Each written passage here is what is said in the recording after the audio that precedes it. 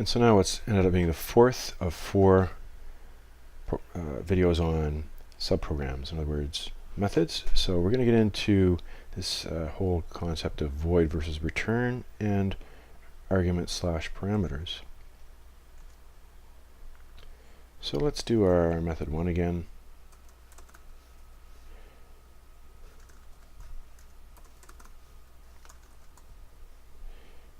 And we'll make them. And the one thing that I didn't get to last time, which I can add this time, is public. So static void method 1 and static void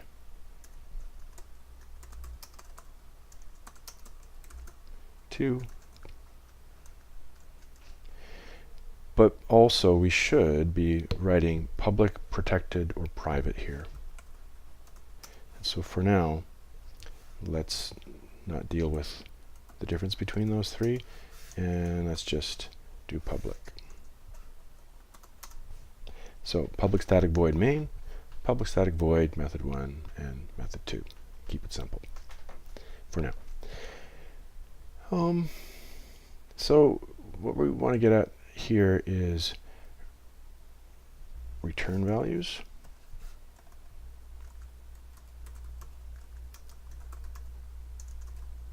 And arguments / parameters.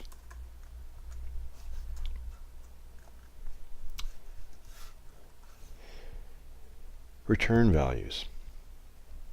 Return values are values which are returned. I'm going to return from method 1 5. First thing you're going to notice is that it gives you an error, and what does it say? Something like incompatible types expected to return value, well, of an int. And right now the return value is void. Void is a word which means an absence of. Something is void of something when there is an absence of that thing. So since this is the return type place, to put the return type, void would mean that there was nothing being returned. Like here, there's nothing being returned. If I sout blah blah blah, there's nothing being returned at the bottom. Where here there is. So we need to match the return type with what it is, and it is an int or a double. We don't know for sure. Let's make it up for sure. Let's go like that. And so we're going to make this a float. We're going to return a float, and you know what? Let's just do double. It'll be happier with that. If I haven't mentioned before, double is also a real number, only it's a bigger data type which can accommodate bigger values, and NetBeans has a problem with floats sometimes, so we'll just start to use double from now on for real numbers. So when called, method 1 will return 5.0. So jump to line 13, it goes to line 14, then to line 18 and 19, it returns 5 back. This isn't going to do anything because method 1 just sits there, so the 5 moves back up here and then it kind of poofs into mid-air because we're not doing anything with the return value. So let's do our sout, and inside our sout we're going to call method 1. So when method 1 returns 5.0, it comes back here. Basically, this is evaluated to the return value, which is 5.0. And so what do? We print out 5.0. And the ASDF after that, because method 2 was called after that, but yeah. Let's give method 2 a string return value. So rather than print out ASDF there, we're going to return it. And in fact, let's just show that this will, in terms of the output, accomplish no difference. Rather than printing it out here, we're going to return that ASDF.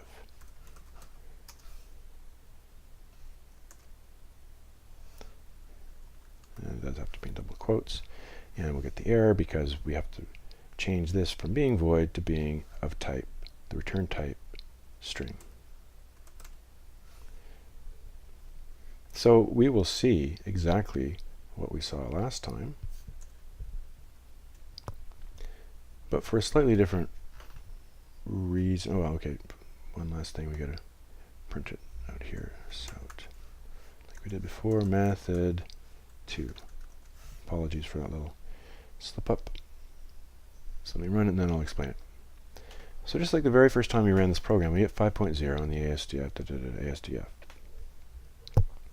But now the reason we get the ASDF is because we've gone from line 13 to 14, where we called method 1, line 18 returns 5, 5 is printed out, move to line 15, printing out, come to method 2, we find method 2, which is at line 22. What does it do? At the bottom, line 24, returns ASDF. So this becomes ASDF, and it's this print line within the main, this time, which is printing it out. And I suppose we could just prove that the two do exactly the same thing by uncommenting that out. So we're going to see the ASDF printed out twice. This will be the first one, just to be, I'm going to put like an underscore 1. Okay, and this will be the second one, printed out. But this is printed out by that print line.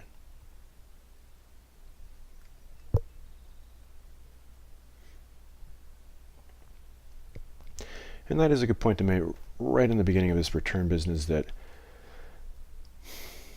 you can do stuff and accomplish stuff without returning things, or return something. And really our methods would have to be a little bit more complex for us to see how. Usually what's going to happen is line after line after line is going to do a whole bunch of stuff, and at the very end we're going to end up with this one conclusion, this one final result, and that result is what we return to the call. So that's how returns work. So parameters and arguments. Let's have another method.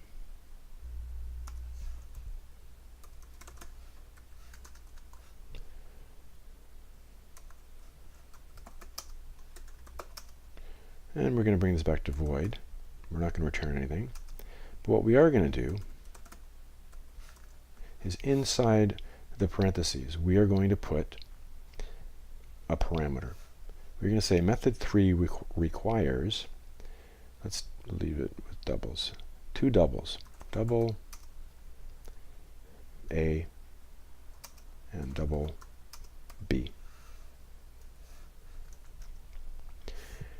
And method 3 is going to, when it takes in 2 doubles, do something with them. You'll see immediately where we have our call to method 3 that it's not happy, because it's looking for a method 3 that doesn't take any arguments. And by the way, arguments, parameters, the same thing. I'm just going to use them where they should be used. You should use arguments in the call. You should use parameters in the method itself. So there is no method 3 which has 0 parameters. There's one that has 2 parameters, both doubles. So let's send as arguments to numbers 4.5 and 5.6. And now this line is happy because it looks for a method 3 which takes a double and another double. Is there a method 3 which takes a double and another double? Yes. So then the idea is that those values get sent. Those arguments get sent and are received in these parameters. So A will be 4.5 and B will be 5.6. So let's just add them together. That's the easiest thing to do. We're going to sout A plus B. So what we should see is 10.1. N'est-ce pas? Correct? Yeah. Let's just run it and see. Okay, as expected. And maybe we should just uncomplicate things here and forget these for now. Focus in on this one last time. Main method calls method 3. Method 3 sends a couple of arguments. that are doubles. They are received by the parameter variables down here, and they are added together and printed out.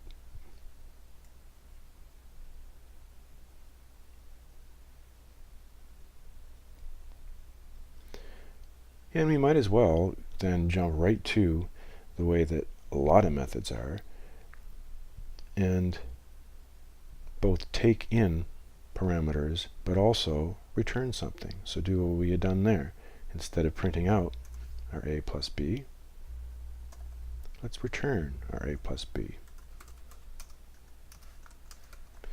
Change our return type to be double and run it. So now we have combined. Oh, we got to print it out though. So let's print it out.